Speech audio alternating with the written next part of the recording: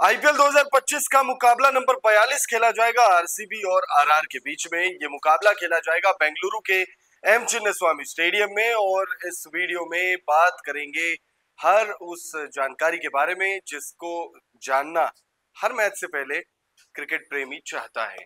सबसे पहले इस वीडियो में बात करेंगे पिच रिपोर्ट की।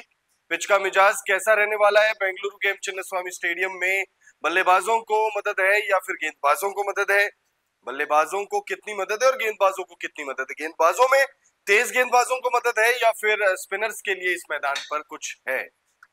पिच रिपोर्ट के बाद हम बात करेंगे मौसम विभाग ने इस मैच को लेकर क्या जानकारी दी है, वेदर रिपोर्ट में क्या डिटेल्स सामने निकल कर आई है, क्या बारिश की वजह से ये मुकाबला अफेक्टेड होगा, बारिश की वजह से ये मुकाबला रद्द होगा, क्या है एग्जैक्ट वेदर रिपोर्ट में जानकारियां, वो हम आपको बताएंगे। फिर बात करेंगे हेड टू हेड आंकड़ों की। दोनों ही टीमों ने आईपीएल के इतिहास में जब जब भिड़ंत की है तब तब किसका पलड़ा भारी रहा है।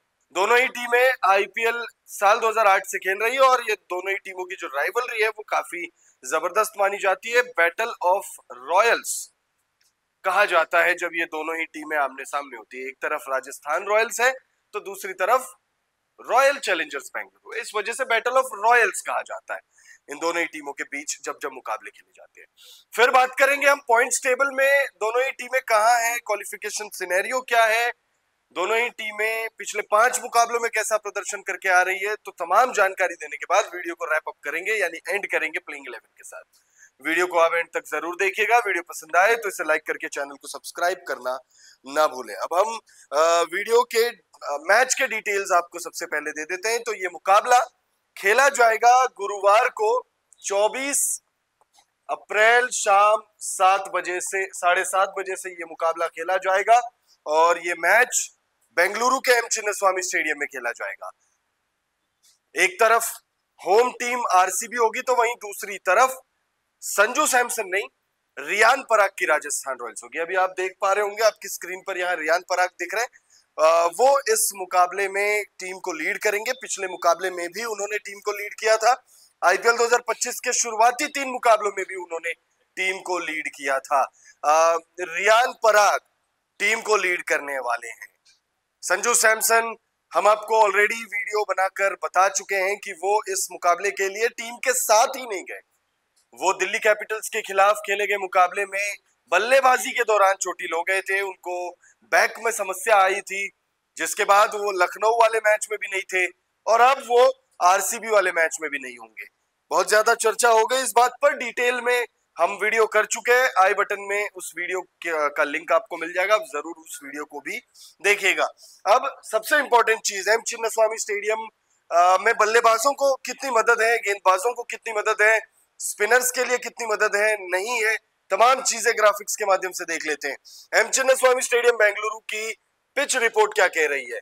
तो एम चिन्नास्वामी स्टेडियम की पिच बल्लेबाजों के लिए अनुकूल मानी जाती है। इसकी सपाट सतह और छोटी बाउंड्रीज, ये जो भी हम मार्क कर रहे हैं ये इंपॉर्टेंट पॉइंट्स है। छोटी बाउंड्री के कारण बल्लेबाजों को बड़े शॉट खेलने में आसानी होती है, बड़े शॉट खेलने में आसानी होती है। तेज गेंदबाजों को यहाँ एक्स्ट्रा उछाल मिल सकती है, लेकिन कुल मिलाकर यह पिच बल्लेबाजों को अधिक मददगार होती है।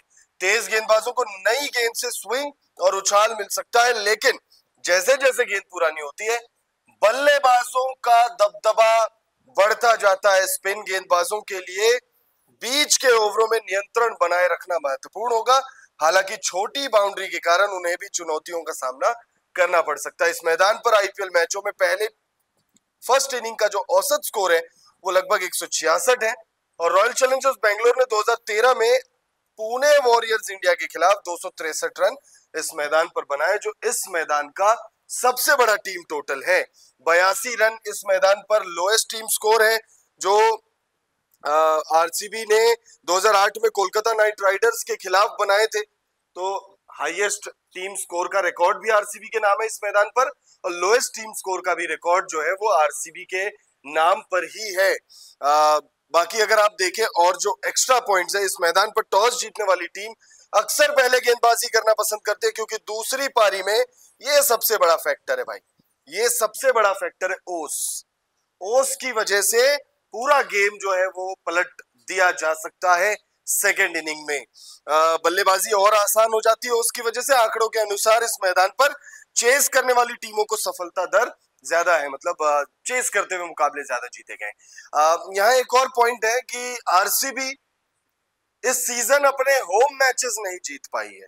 क्या इस मुकाबले में आरआर के खिलाफ उस चीज को बदलने की कोशिश करेगी आरसीबी? कोशिश तो खैर करेगी, क्या ही कह रहा हूं मैं, कोशिश करेगी टीम, लेकिन क्या सफलता मिलेगी ये एक बड़ा सवाल है। आप कमेंट करके बताइए, क्या आरसीबी इस सीजन अपना पहला होम गेम जीत रही है इस मैदान पर?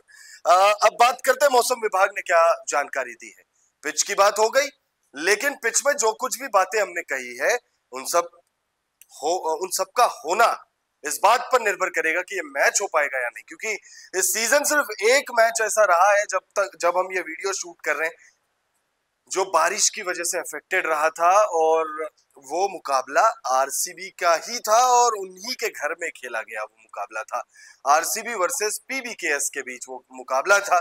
14-14 ओवर का मैच हुआ था, 6-6 ओवर दोनों ही टीमों से काट दिए गए थे। क्या ऐसा कुछ फिर होने जा रहा है? तो आपको बता दें, ऐसा कुछ नहीं होने जा रहा है, क्योंकि आईपीएल 2025 के मैच नंबर 42 के लिए मौसम विभाग ने बेंगलुरु का मौसम मैच के अनुकूल रहने का अनुमान जताया। मौसम विभाग के मुताबिक अधिकतम तापमान 34 डिग्री। पिछली बार जब यहाँ मुकाबला खेला गया था उससे टेम्परेचर में थोड़ी कमी आई है अधिकतम तापमान, तो वही न्यूनतम तापमान 23 डिग्री है।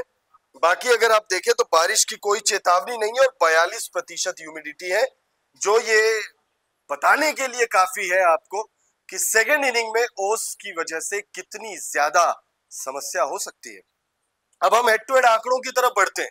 इंपॉर्टेंट पॉइंट है ये, हेड टू हेड आंकड़ों से समझते हैं कि भाई दोनों टीमों के बीच जब जब मुकाबले खेले गए तो किसका पलड़ा भारी रहा है। आरसीबी और आरआर के बीच अब तक कुल 33 मुकाबले खेले गए। बैटल ऑफ रॉयल्स कहा जाता है इसे, बैटल ऑफ रॉयल्स। दोनों ही टीमें रॉयल है, ये रॉयल चैलेंजर्स बैंगलोर है तो यहाँ ये राजस्थान रॉयल्स है, और 33 बार ये बैटल ऑफ रॉयल्स अब तक खेले जा चुके हैं, जिसमें आरसीबी थोड़ा सा आगे है। 16 मुकाबले खेले हैं, 16 मुकाबले आरसीबी ने जीते हैं, 14 मुकाबलों में बाजी राजस्थान ने भी मारी है, तो बहुत ज्यादा डिफरेंस नहीं है।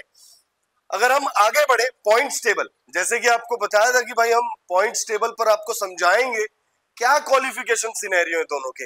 अगर आप पॉइंट्स टेबल देखें और समझने की कोशिश करें तो आरसीबी यहां नंबर 3 पर है। आरसीबी नंबर 3 पर है, 8 मुकाबले खेले हैं, 5 मुकाबले जीते हैं, 3 मुकाबलों में हार का सामना किया है। नेट रन रेट अगर आप देखें तो वो बहुत ही बेटर है, प्लस 0.472 की नेट रन रेट है।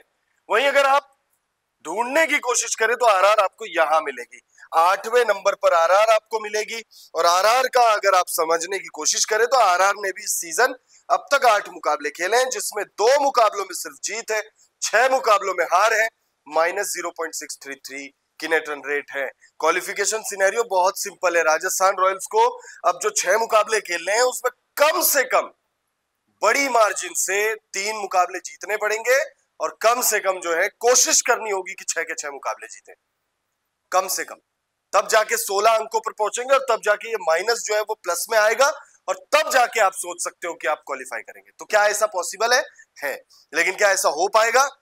आई थिंक नॉट, मुश्किल है। राजस्थान रॉयल्स के लिए मुश्किल है, क्योंकि टीम कॉम्बिनेशन ही नहीं बन पा रहा है, टीम कॉम्बिनेशन ही नहीं बन पा रहा है। पहले 3 मुकाबलों में संजू कप्तानी के लिए अवेलेबल नहीं थे, अब ये तीसरा मुकाबला होने जा रहा है जब संजू सैमसन फिर नहीं खेल रहे।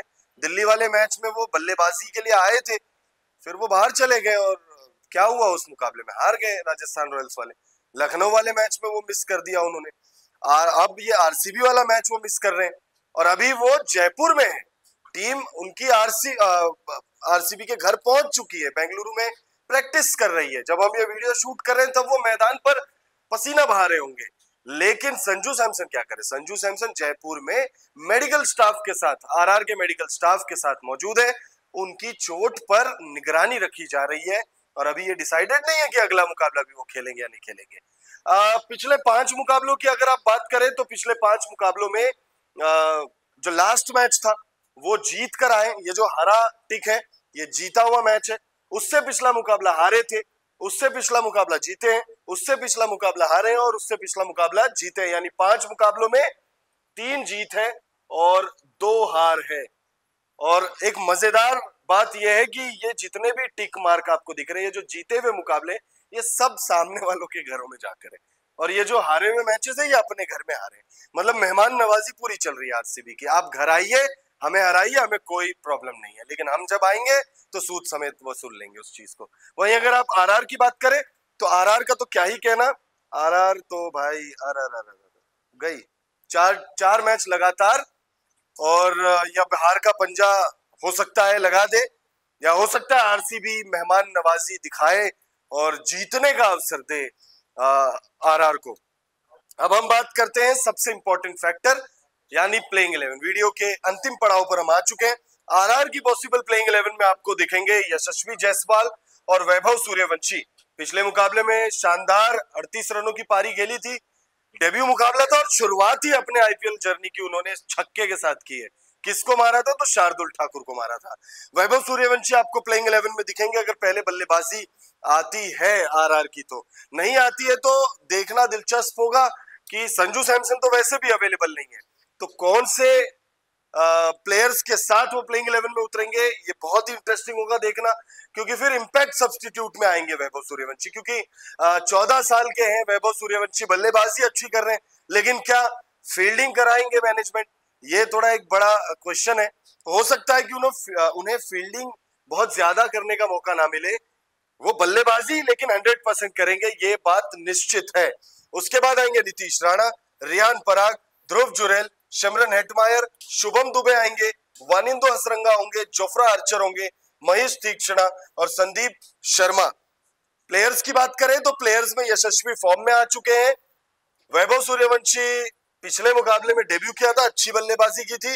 नीतीश राणा ने भी 2 मुकाबलों में इनफैक्ट 3 मुकाबलों में अच्छी बल्लेबाजी की है। ध्रुव जुरैल, सिमरन हेटमायर पर मुझे भरोसा नहीं है, क्योंकि भाई जीता हुआ मुकाबला, ये जीता हरा दे रहे हैं अपनी टीम को, पता नहीं किसकी साइड से खेलते हैं। दिल्ली वाला मैच, लखनऊ वाला मैच, तो भरोसा नहीं होता है कि भाई ये मुकाबले में 50 रन पर भी अगर बल्लेबाजी कर रहे होंगे और 6 गेंदों में 8 रन भी चाहिए, तो ये जिता पाएंगे नहीं जिता पाएंगे, बड़ा क्वेश्चन है। बाकी यहाँ गेंदबाजों में वानिंदो हसरंगा पर आप भरोसा कर सकते हैं, बहुत अच्छे बल्लेबाज हैं। जोफ्रा आर्चर बहुत अच्छे फॉर्म में है। महेश तीक्ष्णा के लिए बहुत खराब जा रहा है ये सीजन। संदीप शर्मा सीनियर गेंदबाज है और काम भी सीनियोरिटी वाला कर रहे हैं। वहीं अगर आरसीबी होम टीम आरसीबी की प्लेइंग 11 पर नजर डाले तो Virat Kohli, Philip Salt open करेंगे, Rajat Patidar, Devdutt Padikkal, Liam Livingstone, Jitesh Sharma, Tim David, Krunal Pandya, Suyash Sharma, Josh Hazlewood और यश दयाल। इस प्लेइंग 11 में अगर आप देखें, विराट कोहली ऑरेंज कैप की रेस में बने हुए, रजत पाटीदार अच्छी बल्लेबाजी कर रहे हैं, देवदत्त पाडिक्कल पिछले मुकाबले में फॉर्म में आ गए। उसके बाद अगर आप देखें, टिम डेविड ने वो पंजाब वाले मुकाबले में मिरेकल 50 रन बना दिए थे 26 गेंदों में, लेकिन उसके अलावा बहुत एवरेज सा जा रहा है इनके लिए सीजन। और बाकी गेंदबाजों में यश दयाल अच्छा कर रहे हैं, जॉश हेजलवुड अच्छा कर रहे हैं। तो टीम दोनों ही बैलेंस नजर आ रही है, लेकिन आरसीबी थोड़ा ज्यादा स्ट्रॉन्ग टीम नजर आ रही है कागजों पर, क्योंकि परफॉर्मेंस कुछ वैसा है। अब जो सबसे इंपॉर्टेंट चीज है वो है हमारी प्रिडिक्शन। हमें क्या लगता है कि कौन सी टीम जीत रही है ये मुकाबला?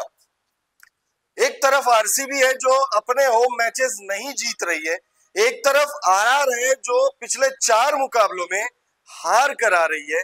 तो प्रिडिक्शन तो बहुत सिंपल होनी चाहिए। क्या होनी चाहिए प्रिडिक्शन? आरसीबी हारेगी ये मुकाबला, आरआर जीतेगी, क्योंकि अपने घर में तो आरसीबी नहीं हारी है एक भी मैच, नहीं जीती है इनफैक्ट एक भी मैच। और आरआर जो है पिछले 4 मुकाबलों से हार कर आ रही है, तो इस मुकाबले में तो जबरदस्त बल्लेबाजी करके वो कमबैक करेंगे। बट अगर आप ऐसा सोचते हैं तो हमारे हिसाब से शायद गलत सोचते हैं, क्योंकि इस मुकाबले में रजत पाटीदार की टीम आरसीबी अपना पहला होम गेम जीत रही है और आरआर को एक बार फिर से हार से ही संतुष्टि रखनी पड़ेगी। ये सीजन एक तरीके से खत्म हो चुका है आरआर के लिए, बस अब कुछ औपचारिकताएं रह गई है। एक दो मैचेस और हारेंगे, उसके बाद वो आप देखेंगे कि इनके नाम के आगे वो डी लग चुका होगा, यानी बाहर हो चुकी होगी ये टीम। क्यों नहीं लग पाएगा अब यहाँ से, और वो क्यों नहीं लगा, ये अब मैनेजमेंट का हेडेक है कि वो सोचे कि क्यों क्यों नहीं लगा। फिलहाल इस वीडियो में इतना ही। आप कमेंट करके बताइएगा आरसीबी और आरआर के बीच में जो मुकाबला नंबर 42 खेला जाएगा, उस मुकाबले में कौन सी टीम आपके हिसाब से बाजी मार रही है।